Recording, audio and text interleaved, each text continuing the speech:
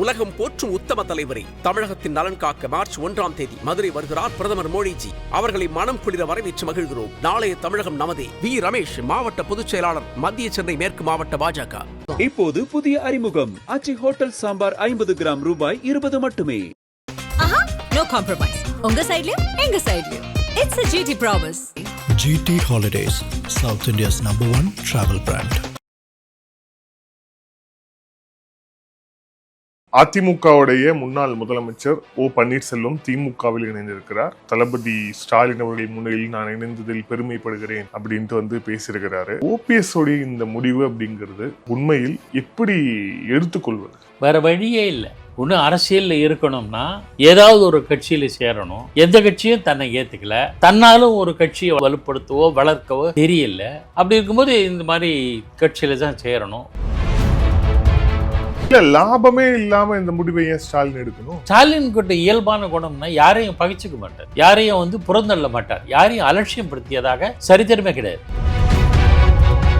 இப்ப அமைச்சர்கள்ல யார் டாப்ல இருக்கிறாங்க அப்படின்னா, ஒரு பக்கம் ரொம்ப க்ளோஸா நெக்ஸ்ட் டு ஸ்டாலின்ங்கிற ரேஞ்சில் துரைமுருகன் இப்ப இல்ல. ஆனா இப்ப கே என் நேரு வழக்குல இருக்கிறார். எல்லாருபடி பார்த்தா செந்தில் பாலாஜி இருக்கிறார். ரொம்ப பவர்ஃபுல்லா இடத்துல இருக்கார் செந்தில் பாலாஜி. அதனால திமுக இருக்கிறவங்களுக்கு, உள்ள இருக்கிறவங்களுக்கு அது ஒரு இதா இருக்காதா அப்படின்னு. ஓ பன்னீர்செல்வம் வந்ததுனால ஐயோ எங்களோட வாய்ப்பு பறிபோகிடும் எந்த திமுக தலைவர்களும் கருத மாட்டார்கள். ஏனென்ற ஓபிஎஸ் தன்னுடைய ஸ்டேச்சரையே சரியா பயன்படுத்திக்காதவர். சசிகலா அம்மையார் ஒரு கூட்டத்துக்கு வர்றாங்க, இவர் அங்க இருக்காரு, ஏதோ பியூன் மாதிரி கையை கட்டிட்டு இருக்காரு. போக்கஸ் எல்லாம் சசிகலா அம்மையார் மேல. ஊடகங்கள்ல இப்ப வெளிச்சமா வந்தது. அப்படி இருக்கணுமா? ஒரு முதலமைச்சர் என்க உயரிய அரசியல் சாசனத்தின்படி தரப்பட்டுகிற ஒரு பதவியை, அந்த பதவிக்கு ஏற்ப தன்னை தயார்படுத்தி கொள்ளாத ஒரே தமிழக தலைவர் தலைவர்னு சொல்றது கூட எனக்கு கூச்சமா இருக்கு. தமிழக அரசியல் பிரமுகர் ஓ பன்னீர்செல்வம். இதுல பாதிப்பு அப்படிங்கறது ஒரு ஆங்கிள் இருக்கு.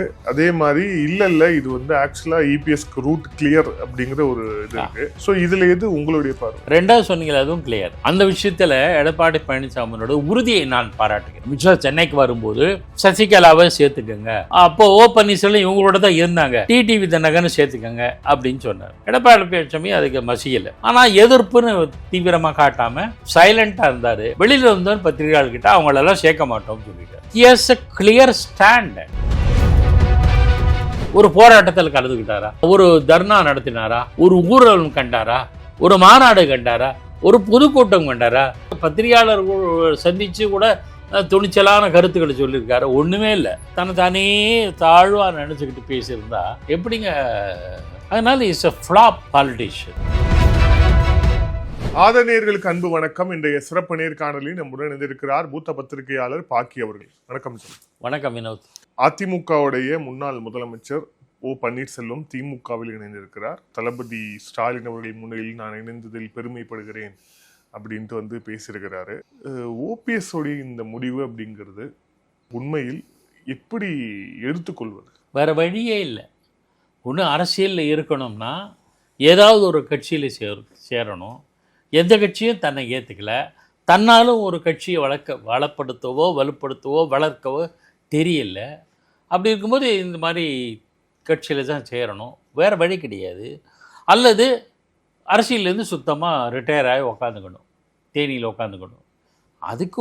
அதுக்கு முடியாதுங்கிறதுனால இந்த திமுகவில் சேர்ந்துருக்காரு. சரி, திமுக ஓபிஎஸ்ஸை ஏற்றுக்கொண்டதுனால அவர்கிட்ட பெரும் பலம் இருக்குன்ற நம்பிக்கையானா அப்படிலாம் இல்லை. திமுக அவருடைய ஸ்டாலினுக்குன்னு ஒரு இயல்பான குணம் உண்டு. யாரையுமே பகைச்சிக்க மாட்டார், வந்தவங்களை யாரையும் புறந்தள்ளிக்க மாட்டார். இருக்கட்டும், நம்மோடு இருக்கட்டும் அப்படின்னு ஒரு அந்த அவருக்கு காட்டுகிற இந்த விஷயத்தில் ஓபிஎஸ் திமுகவில் சேர்ந்தது திமுகவின் பெருந்தன்மை அப்படி தான் நான் எடுத்துக்கிறேன். ஏன்னா இவரால் கட்சிக்கு ஏதாவது லாபம் இருக்கா? இல்லை. ஒரு 10 ஓட்டு வருமா? இல்லை. பெரிய அதிமுக சேர்ந்த முன்னாள் தலைவர்கள்லாம் வந்துடுவாங்களா? இல்லை. ஆகையினால லாபமே இல்லாம இந்த முடிவை ஏன் ஸ்டாலின் எடுக்கணும்? ஸ்டாலின் கிட்ட இயல்பான குணம்னா யாரையும் பகிச்சுக்க மாட்டார், யாரையும் புறந்தள்ள மாட்டார், யாரையும் அலட்சியம் படுத்தியதாக சரித்திரமே கிடையாது. பிராமணரான மைத்திரையனை சேர்த்திருக்காரு. அந்த மாதிரி அவருக்கு ஒரு பரந்த மனப்பான்மை, விசாலமான பார்வை உண்டு. நம்ம அதிலலாம் மாற்றுக்கிறதே கிடையாது.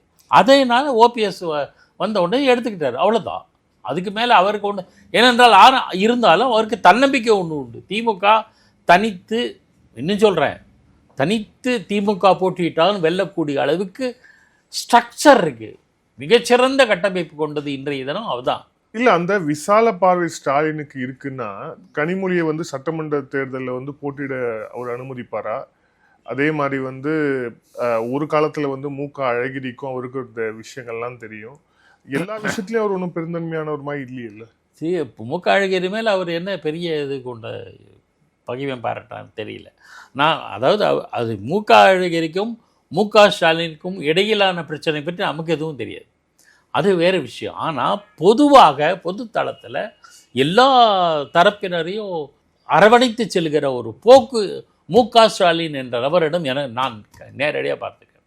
அந்த பண்பு அவர்கிட்ட இருக்குது, எனக்கு அதில் மாற்று கருத்தே கிடையாது. அரசியல் ரீதியாக அவர் விமர்சனம் பண்ணுறோம், அவரோட ஆட்சியை விமர்சனம் பண்ணுறோம், இதில் வேறு. இது அதனால் ஓபிஎஸ் வந்து சேர்றேன் அப்படின்னா வாங்கன்னு தான் சொல்லுவார். இல்லை சேர வேண்டாம் அது சொல்ல. மூக்க அழகிரி விஷயம் வேறு, எனக்கு தெரியாது அதனுடைய பேக்ரவுண்ட் என்னன்னு தெரியாது. ஆனால் அது வேற விஷயம். ஆனால் இல்லை, நீங்களே சொல்லும்போது ஓபிஎஸ் வந்து சேர்வதால ஒத்த ஓட்டு கூட பிரயோஜனம் கிடையாது அப்படிங்கிறீங்க. அதே நேரத்தில் பிரயோஜனம் இல்லையானாலும் அரவணைத்துப்பார் அப்படிங்கிறது அவருடைய குணம். ஆனால் அதை தாண்டி பார்ட்டியோட அந்த இன்னர் ஃபீலிங்னு இருக்குல்ல, இப்போ இவர் சேர்த்துக்கிட்டதால இவருக்கு கட்சியில் ஒரு பதவி கொடுக்கணும், அதுக்கப்புறம் இவரோட பையனுக்கு ஒரு பதவி கொடுக்கணும், அதுக்கப்புறம் அந்த ஐயப்பன் உசிலம்பட்டி எம்எல்ஏ அவருக்கு வந்து சட்டமன்ற தேர்தலில் நிற்கிறதுக்கு வந்து பதவி கொடுக்கணும். இப்போ இந்த எல்லா பதவியுமே யாரோ ஒரு திமுக காரனுக்கு ஒரு 15 வருஷமா 20 வருஷமா போஸ்ட் ஓட்டவனுக்கு கிடைக்க வேண்டிய ஒன்று. ஆனால் இவங்களுக்கெல்லாம் கிடைக்குது அப்படிங்கிற போது கட்சிக்குள்ள இருக்கவங்க அதிருப்தி ஆக மாட்டாங்களா? அது எப்பவுமே எல்லா காலத்திலும் இருக்குங்க. அது திமுக ஜாஸ்தி இருக்கா? இப்பவே முன்னாள் அதிமுகவுக்கு தரப்பட முக்கியத்துவம் தங்களுக்கு தரப்படலை, காலகாலமாக திமுகவுக்கு உழைச்ச எங்களுக்கு இல்லை என்கிற ஒரு ஆதங்கம் இருக்குது. ஆனால் அதையும் கடந்து முக ஸ்டாலினுக்கு என்ன மனத்தில் வச்சுருக்காருன்ற நம்ம தெரியல. அதுக்கு பல காரணங்கள் சொல்லுவாங்க, அதெல்லாம் அரசியல் விமர்சனமாக போகும். கம்மிங் டு ஓபிஎஸ், அதை விஷயத்தில் ஓபிஎஸ்ஸால் அவங்க சமுதாயத்தை ஓட்டு ஏதாவது கணிசமாக கிடைக்கலாம்னா சரி, கிடைக்கிறவர்கள் நம்ம பயன்படுத்துவோம் என்கிற பார்வை இருக்கலாம். மக்களவைத் தேர்தலில் கூட பன்னீர்செல்வம் சுயேட்சை சின்னத்தில் போட்டியிட்டே 3 லட்சம் வாங்கினார். ஸோ நமக்கு எதுக்கு வேஸ்ட் பண்ணணும், எந்த வாக்கும் சிதறாமல் இருக்கணும் அப்படிங்கிற பார்வையில் தான் திமுக இப்போ இருக்குது. அது திமுகவும் சரி, அதிமுகவும் சரி, பாஜகவும் சரி. ஸோ அந்த அடிப்படையில் இவர் பன்னீர்செல்வத்தை சேர்த்தாரே தவிர, இப்போ நாளைக்கு அவங்க கேட்டாங்கன்னு வச்சுங்களேன், பதவி கேட்டாங்கன்னா மறுப்பதற்கும் ஏற்பதற்கும் முக ஸ்டாலினுக்கு முழு உரிமை உண்டு, மறுப்பதும் ஏற்பதும். ஆனால் அதை அவர்கள் எப்படி பயன்படுத்தி கொள்ளாருன்ற டெஸ்ட்டும் பார்ப்பார்ல. இப்போவே பல பேர் அவருடைய அதிருப்தி லிஸ்ட்டில் இருக்கிறதா சொல்கிறாங்க, அமைச்சர்களாக இருப்பவர்கள், இருந்தவர்கள், இருக்க போகிறவர்கள். ஸோ அதெல்லாம் அவருக்குன்னு ஒரு அசஸ்மெண்ட் இருக்கும்ல.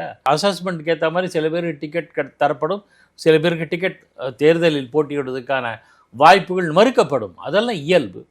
ஆனால் முன்னாள் அதிமுகவினர்களுக்கு தரப்படுகிற முக்கியத்துவம் எங்களுக்கு தரலை அப்படின்ற ஆதங்கம் பாரம்பரியமாக இருக்கிற கட்சியினருக்கு இருக்கும். இது புதிதல்ல, எல்லா காலத்திலையுமே எல்லா கட்சியிலுமே எல்லா சூழல்லையுமே அப்படி இருந்திருக்கு.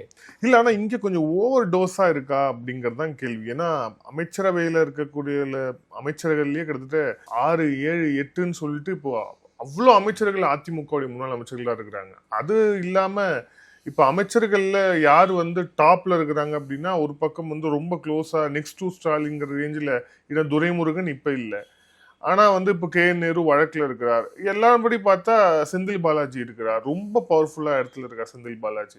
ஸோ அதனால திமுகவில் இருக்கிறவங்களுக்கு, உள்ள இருக்கிறவங்களுக்கு அது ஒரு இதாக இருக்காதா அப்படின்னு கேள்வி. மற்றவர்கள் விஷயத்தில் எப்படி இருக்குமோ தெரியாது, இருக்கலாம். ஆனால் பன்னீர்செல்வம் வந்ததுனால ஐயோ எங்களோட வாய்ப்பு பறிபோகிடும் எந்த திமுக தலைவர்களும் கருத மாட்டார்கள். ஏனென்றால் ஓபிஎஸ் தன்னுடைய ஸ்ட்ரேச்சரையே சரியாக பயன்படுத்திக்காதவர். 2 முறை ஜெயலலிதா உயிரோடு இருந்தபோது முதலமைச்சரானார், ஜெயலலிதா மறைவுக்கு பிறகு 3வது முறையாக முதலமைச்சரானார். ஒரு முதலமைச்சர் மிக பெரிய உயரிய அரசியல் சாசனத்தின்படி தரப்பட்டுகிற ஒரு பதவியை, அந்த பதவிக்கு ஏற்ப தன்னை தயார்படுத்தி கொள்ளாத ஒரே தமிழக தலைவர் தலைவர்னு சொல்கிறது கூட எனக்கு கூச்சமாக, தமிழக அரசியல் பிரமுகர் பன்னீர்செல்வம். ஏன்னா 2 தடவை இவர் சொல்கிறாரு, அப்படியே அம்மா எனக்கு முதலமைச்சர் பதவி கொடுத்தாங்க, அவங்க வழக்கிலேருந்து வந்த உடனே நான் அப்படியே திருப்பி கொடுத்துட்டேன், என்னமோ 100 கிலோ தங்கத்தை அப்படியே திருப்பி கொடுத்தேன்ற மாதிரி சொல்கிறாரு. உண்மையில் என்ன, ஓ பன்னீர்செல்வத்தை 2 தகவல் சொல்லணும். ஒரு தகவல் வந்து சி.வி. சண்முகம் ஒரு பொதுக்கூட்டத்தில் பேசியிருக்காரு, எனக்கு நினைவு தெரிஞ்சு. முதல் முறையாக 2001 அவர் வழக்கு தொடர்பாக பதவி விலக நேர்ந்து, ஜெயலலிதா அம்மையார் ஒரு வழக்கு தொடர்பாக பதவி விலக நேர்ந்து, டான்சி வழக்குன்னு நினைக்கிறேன். அப்படி விலகும்போது யாராவது ஒருத்தர் முதலமைச்சராக்கணும். அப்போது ஜெயலலிதா அம்மையார் மனதில் நினைத்ததாக சி.வி. சண்முகம் யார் சொல்கிறேன்னா சேடப்பட்டி துரைராஜ் என்பவர். ஆனால் சசிகலா அம்மையார் வந்து ஓ பன்னீர்செல்வத்தை பரிந்துரைத்ததால் ஓ பன்னீர்செல்வம் சிஎம் ஆனார். சரி, அப்படியே எடுத்துக்கணும், அந்த பரிந்துரை எல்லாம் இருக்கட்டும். ஆனால் ஒரு பன்னீர்செல்வத்தை முதலமைச்சராக்கிறாங்க. இந்த வழக்கிலேருந்து விடுவிச்சுட்டு வந்த உடனே அந்த பன்னீர்செல்வம் அப்படியே பெருந்தன்மையோடு முதலமைச்சர் பதவி கொடுத்தாரு. கைகட்டிக்கிற ஆள், வாங்கம்மா உட்காந்துக்குங்க அப்படின்னு சொன்ன ஆள். அது எப்படின்னா, இந்த பஸ்ஸில் ஏற்கனவே பல தளங்களில் சொன்னது இங்கே சொல்கிறேன், பஸ்ஸில் அண்ணா நான் டீ சாப்பிட்டு வரேன் அப்படின்ட்டு இடத்த பார்த்துங்கன்ட்டு ஒரு கட்சிப்பை போட்டு போவாங்க. அந்த மாதிரி தான் ஜெயலலிதா ஓபிஎன்னு செலுத்த முதலமைச்சராங்க. ஒன்றும் பெரிய ஸ்டேச்சர்லாம் ஒரு புண்ணாக்கும் கிடையாது. அதுக்கப்புறம் அவர் என்ன போல்டாக டெசிஷன் எடுத்தார், நான் தான் முதலமைச்சர், அரசமைப்பு சட்டம் என்னை முதலமைச்சர், அதன் கீழ் நான் முதலமைச்சராக இருக்கிறேன், யாராக இருந்தாலும் சுயமாக முடிவெடுப்பேன், ஏதாவது ஒரு கட்டத்தில் சொல்லியிருக்காரா? யார் சொல்லதே இல்லை அவர்.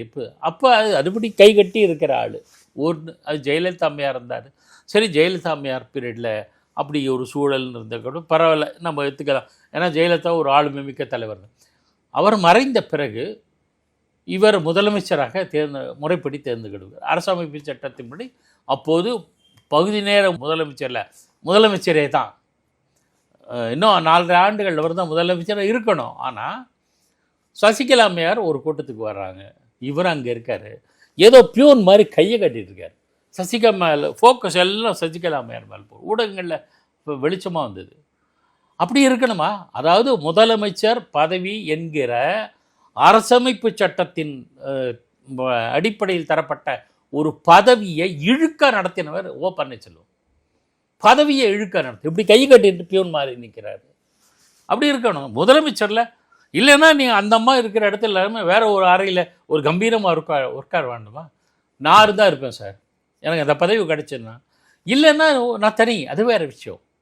அப்படி இல்லாமல் அப்போ யார் ஃபோக்கஸ் சொல்ல சசிகலானா, உனக்கு உங்கள் மேலேயே நம்பிக்கை இல்லையா? தன் மீதே நம்பிக்கை இல்லாதவரை எப்படி தலைவனாக நாம் எடுத்துக்கொள்ள முடியும்? அது புரட்சித் தலைவர் எம்ஜிஆர் ஆகட்டும், செல்வி ஜெயலலிதா அம்மையார் ஆகட்டும், கலைஞர் கருணாநிதி ஆகட்டும், மு.க. ஸ்டாலின் ஆகட்டும், எடப்பாடி பழனிசாமி ஆகட்டும், இவங்களுக்கெல்லாம் அந்த ஒரு பதவி ஒன்று அதற்கேற்ப தன்னை தகுதிப்படுத்திக் தகுதி முன்னாடி இருக்கணும்னு அவசியம் இல்லை. ஒரு பதவி கிடைச்ச பிறகு தன்னை தகுதிப்படுத்திக்கணும்ல, அது செய்யலை. நான் சொன்னேன் ஒரு சின்ன தகவல் தானே, துரைராஜை தான் முதலமைச்சராக கொண்டு வந்து ஜெயலலிதா நினைத்திருந்தார். அதுக்குள்ளே இப்படி ஆயிடுச்சு. சரி, அதுக்கேற்ப தன்னை தகுதிப்படுத்தி கொண்டாரா என்றால் இல்லை. 3 முறை முதலமைச்சராக இருந்தவர், பல உயரங்கள், நிதி அமைச்சர் உள்ளிட்ட ஒருங்கிணைப்பாளர், பொருளாளர்னு பல உயரங்களை பார்த்தவர். ஒரு கட்சியில இன்னைக்கு போய் வந்து உறுப்பினர் ஃபார்ம்ல வந்து ஓ பன்னீர்செல்வம் வயது என்னன்னு சொல்லிட்டு எழுதி சைன் போடுற அந்த இது இருக்குல்ல, இந்த மனம் வந்து எப்படி வருது? அதான் தான் தலைவனுக்குரிய தகுதியை வளர்த்து கொள்ளவில்லை, தலைவனுக்குரிய ஒரு ஆளுமை வளர்த்து கொள்ளாத ஒரு ஆள். அவர் யார் என்ன சொன்னாலும் ஒரு கட்சியில் பியூனாருன்னா கூட அட்டெண்டராக இருந்திருப்பார், கையெழுத்து போட்டு உட்காந்துருப்பார். அப்புறம் எதுக்கு இந்த அரசியல் வாழ்க்கையில் அவர் இருக்கணும்? இது ஓ பன்னீர்செல்வம் தன்னை அவமானப்படுத்தியதாக நான் கருதவில்லை. அவர் வகித்த பதவிகளை எல்லாம் அவமானப்படுத்தியிருக்காரு. அவர் முதலமைச்சராக இருந்திருக்கிறார், அவர் நிதியமைச்சராக இருந்திருக்கிறார், அவர் வந்து கட்சியினோட ஒருங்கிணைப்பாளராக இருந்திருக்கிறார் அப்படின்லாம் சொல்கிறீங்கள, அந்த பதவிகளை எல்லாம் அவமானப்படுத்தியிருக்காரு. இப்படி ஒரு தன்னை மிகவும் தாழ்வாக கருதுகிறவர் அப்படிங்கிறப்ப இல்லை. பேசாமல் ஓய்வு பெற்றிருந்தால் அட்லீஸ்ட்டு உட்காந்துக்கலாம். அவர் என்ன மாஸ் லீடர்? இப்போ அதிமுகலேருந்து நீக்கப்பட்டார். சரி, அது சட்ட போராட்டம், அது வேறு விஷயம், நான் அதுக்கு போக விரும்பலை.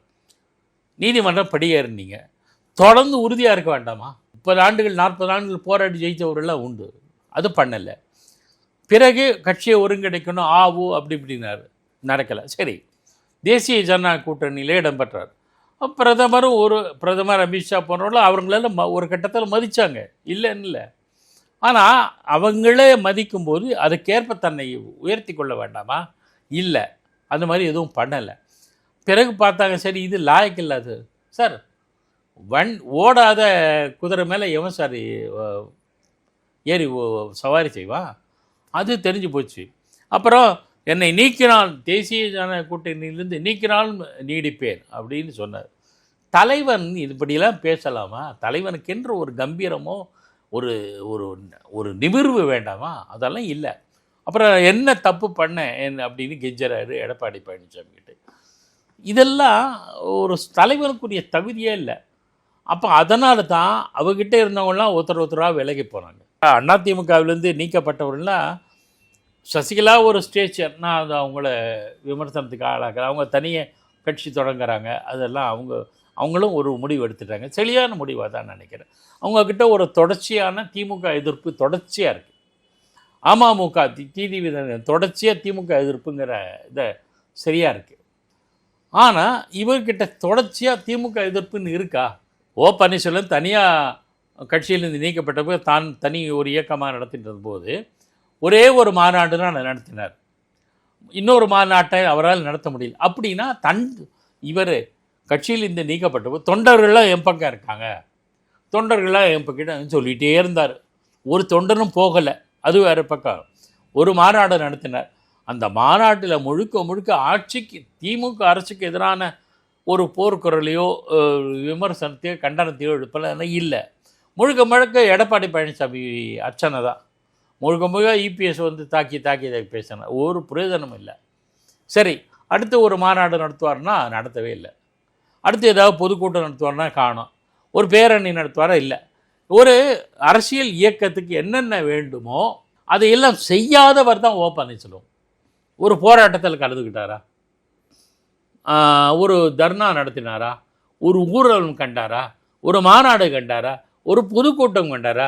பத்திரிகையாளர்கள் சந்தித்து கூட துணிச்சலான கருத்துக்களை சொல்லியிருக்காரு. ஒன்றுமே இல்லை. தானே தாழ்வாக நினச்சிக்கிட்டு பேசியிருந்தா எப்படிங்க? எனக்கு டிரைவிங்கே தெரியாது, என்ன சீட்டில் உட்காரணும், டிரைவர் சீட்டில் மட்டும் உட்காரணும் எனக்கு ஆசை, எனக்கு டிரைவிங்கே தெரியாது அப்படின்னு சொன்னால் அது எப்படி ஏற்றுப்பா மக்கள்? அதனால் இட்ஸ் அ ஃப்ளாப் பாலிட்டிஷியன். இப்போ இதனால அதிமுகவுக்கு என்ன மாதிரியான ஒரு பாதிப்பு ஏற்படும் நினைக்கிறீங்க? இல்லை என்னன்னா சொல்லிட்டீங்க, நீங்க ஒரே வார்த்தையில் சொல்லிட்டீங்க பாதிப்பு ஏற்படாதுன்னு. இதுல பாதிப்பு அப்படிங்கறது ஒரு ஆங்கிள் இருக்கு. அதே மாதிரி இல்ல இது வந்து ஆக்சுவலா இபிஎஸ்க்கு ரூட் கிளியர் அப்படிங்கிற ஒரு இது இருக்கு. ஸோ இதுல எது உங்களுடைய பார்வை? ரெண்டாவது சொன்னீங்களா, அதுவும் கிளியர். அந்த விஷயத்துல எடப்பாடி பழனிசாமியோட உறுதியை நான் பாராட்டுகிறேன். 2021 சட்டப்பேரவை தேர்தலில் அமித்ஷா சென்னைக்கு வந்தார். அமித்ஷா சென்னைக்கு வரும்போது சசிகலாவை சேர்த்துக்கங்க, அப்போது ஓ பன்னீர்செல்வம் இவங்களோட தான் இருந்தாங்க, டிடிவி தினகரன் சேர்த்துக்கங்க அப்படின்னு சொன்னார். எடப்பாடி பழனிசாமி அதுக்கு மசியலை. ஆனால் எதிர்ப்புன்னு தீவிரமாக காட்டாமல் சைலண்ட்டாக இருந்தார். வெளியில் இருந்தோன்னு பத்திரிகையாளர்கிட்ட அவங்களெல்லாம் சேர்க்க மாட்டோம்னு சொல்லிட்டார். He has a clear stand. அதான் ஆன்டகனைஸ் பண்ணலை, எதிர்த்து கொள்ளவில்லை, பகைத்து கொள்ளவில்லை. ஆனால் உங்கள் கருத்தில் எனக்கு உடன்பாடு இல்லை என்பதை உறுதியாக தெரிவித்தார். இது ஆச்சா ஒவ்வொரு கட்டத்திலையும் அப்படி தான் இருந்தார். நாம் அதை மறுக்க முடியாது. கடந்த ஆண்டு ஏப்ரல் மாதம் அதிமுக பாஜக உறவு மீண்டும் புதுப்பிக்கப்பட்ட போது மற்ற கட்சிகள் கூப்பிடலை, அமமுகவை கூப்பிடலை, பாமக கூட இப்போ பிரச்சனையில் இருந்தது. டிடிவி தினகரனுக்கு, அதாவது டிடிவி தினகரன் அமமுக கூப்பிடல, வேறு யாரையும் கூப்பிடல. அப்போது தன்னுடைய நிலைப்பாட்டில் தெளிவாக தான் இருந்தார். பாஜக நிலைப்பாட்டு யார் தலைமையேற்றால் நாங்கள் சுமூகமாக பேசுகிறதுக்கு வசதியாக இருக்கும். அவரோட ஸ்டாண்ட் கிளியர். அதே மாதிரி தேசிய ஜனநாயக கூட்டணின்னு சொன்னால் கூட என் தலைமையிலான கூட்டணின்னு கன்சிஸ்டண்ட்டாக சொல்கிறார். எதுக்கும் அவர் பயப்பட்ட மாதிரி தெரியல. அதிமுக தலைமையிலான கூட்டணி தனித்து வெற்றி பெறும் எதை சொல்கிறார். ஸோ அவர்கிட்ட ஒரு தெளிவான பார்வை இருக்குது. இதை பாஜக புரிஞ்சிட்ருக்கு. அதனால தான் சரி இவர் இப்படிப்பட்ட ஆள் ஓ பன்னீர்செல்வத்தை மறுபடியும் கூப்பிட வேணாம், பிரயோஜனம் இல்லை. சசிகலா சரி இக்னோர் பண்ணிவிடும். யார்? பாஜக. சரி அமமுக ஓகே, அவருக்கு ஒரு கட்சி நடத்துகிறாரு. நல்லா கவனிக்கணும், அதிமுகவிலேருந்து சசிகலா, அதிமுகவிலேருந்து ஓ பன்னீர்செல்வம், அதிமுகவிலேருந்து டிடிவி தினகரன் 3 பேருமே வெளியேற்றப்பட்டார்கள். ஆனால் டிடிவி தினகரன் தனி கட்சி தொடங்கிட்டார். ஓ பன்னீர்செல்வம் நான் தான் அதிமுகன்னு சொல்லிட்டு இருக்காரு. சசிகலா அம்மையார் நான் தான் அதிமுகன்னு சொல்லிட்டு இருந்தாங்க, அவங்களும் பதிவு செயலாளர்னு சொல்லிட்டு இருந்தாங்க. ஆனால் இதில் சசிகலாவையும் ஓ பன்னீர்செல்வத்தையும் மீண்டும் சேர்த்துக்கொள்ள வேண்டும் என்று பாஜக அதிமுகவை நெருக்கடியில் ஆளாக்கவில்லை, வலியுறுத்தவும் இல்லை. அமமுக பொறுத்த ஒரு லாஜிக் இருக்குது, தனி அவுட்ஃபிட், தனி கட்சி, அவங்கள வந்து சேர்த்தாங்க. அதுவும் டிடிவி தினகரனுக்கும் எடப்பாடி பழனிசாமி அவங்க தனிப்பட்ட ஈகோ கிளாஷ் தானே தவிர வேறு எந்த இல்லை. இன்றைக்கி வரையில் டிடிவி தினகரனும் நான் தான் அதிமுக பொதுச் செயலாளர்னு சொல்லவும் இல்லை, அதை தான் கைப்பற்ற போகிறேன் அப்படின்னு ஆரம்பத்தில் சொன்னார், இப்போ இல்லை, அதை விட்டுட்டார். ஸோ அது ஜெல் ஆகிடுச்சு, செட் ஆகிடுச்சு. இவங்க 2 பேரையும் சேர்த்துக்கவே மாட்டேன்னு தெளிவாக இருந்தார். அதை பாஜகவும் வலியுறுத்தவில்லை. இவங்க சொல்கிறாங்கல்ல அதிமுக பாஜகவின் அடிமைன்ட்டு, அடிமையே இல்லை என்பதற்கு இதெல்லாம் உதாரணம். நீ பாஜக என்ன சொன்னாலும் நான் கேட்க மாட்டேன்னு நீ சொல்லிட்டு இருக்கணும், போஸ்ட் அடித்து ஓட்டணும், பப்ளிக் மீட்டிங் பேசணும் அவசியம் இல்லை, செயலால் காமிச்சாலும் போகிறோம். அது செய்கிறார் எடப்பாடி பழனிசாமி செயலால். ஸோ பாதிப்பு கிடையாது. இப்போ நான் இந்த இப்போ லேட்டஸ்ட் டெவலப்மெண்ட் வேறு. 2 தினங்களுக்கு முன்பு சசிகலா அம்மையார் ஒரு கட்சி தொடங்குவதாக சொல்லிவிட்டார். பெரிய ரிலீஃப். இனிமேல் அந்த அம்மா அதிமுக பொதுச்செயலாளர் என்று கிளைம் பண்ண மாட்டாங்க. முடிஞ்சு போச்சா? டெக்கு கிளியர். அதே மாதிரி ஓ பன்னீர்செல்வமும் சொல்லிட்டு இருந்தார், அவர் சட்ட போராட்டம் தேர்தலான இறுதி தீர்வு ஆகும்னு சொல்லிட்டு தான் ஒன்றும் நடக்கலை. அவர் அங்கே போய் சரண்டர் ஆகிட்டார். ஸோ அவருக்கு அதிமுகவுக்கு எதிரான எந்த சக்தியும் அவர்களை சார்ந்தவர்கள் அந்த முன்னாள் அதிமுக தரப்பினர் யார்கிட்டுமே இப்போ இல்லை. முன்னாள் அதிமுகவில் இருந்தவர்கள் அதிமுகவுக்கு எதிரான நிலையில் இன்று இல்லாத ஒரு சூழல் உருவாகி இருக்கிறதுனால tech is clear. So Edappadi Palaniswami consolidate பண்ண காரணம், அவர் இதுக்கு என்ன காரணம்னா எடப்பாடி காட்டிய உறுதியும் தெளிவும். அவர் உறுதியாகவும் தெளிவாகவும் இதுதான் நம் பாதை, இதுதான் பாஜகவோட உடன்பாடு இருக்கலாம், இல்லாமல் இருக்கலாம். இதை நான் எப்படி கம்பேர் பண்ணுவேன்னா ரொம்ப வியப்பாக இருக்கும். ஸ்டாலின் கிட்ட அந்த உறுதியை பார்க்குறேன். அழகிரிக்கும் அவருக்கும் ஒன்றான முரண்பாடுகள் வந்தபோது ஸ்டாலின் இன்றைக்குமே கமெண்ட் பண்ண மாட்டார். எனக்கு பிடிச்சது அவர்கிட்ட அம்சம், ஸ்டாலினோடு சர்ச்சைக்குரிய எந்த கருத்தையுமே சொல்ல மாட்டார். அதில் தெளிவாக இருப்பார். ஏன்னா முடிவு எப்படி வரும்னு அவருக்கு தெரியும்.